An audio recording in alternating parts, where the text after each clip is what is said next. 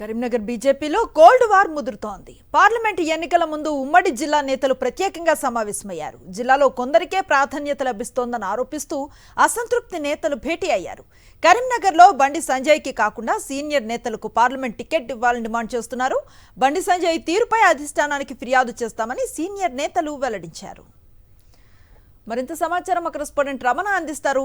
రమణ, అనుశ్రీ, అంటే ఇది మళ్ళొకసారి సీనియర్ నేతలంతా కూడా బండి సంజయ్ తీరును తప్పుపడుతూ ఈ రోజు సమావేశం అయ్యారు.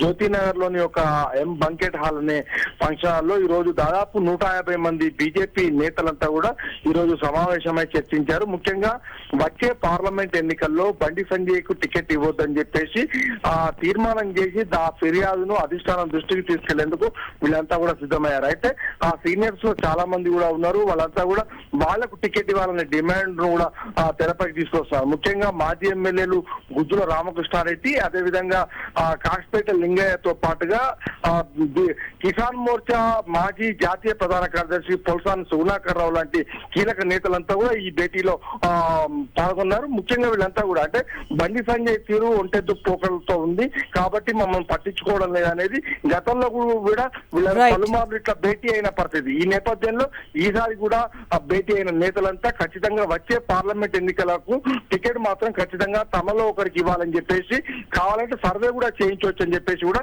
అధిష్టానం దృష్టికి ఫిర్యాదును తీసుకెళ్లే ప్రయత్నం అయితే చేస్తున్నట్టు తెలుస్తుంది. Thank you Ramana.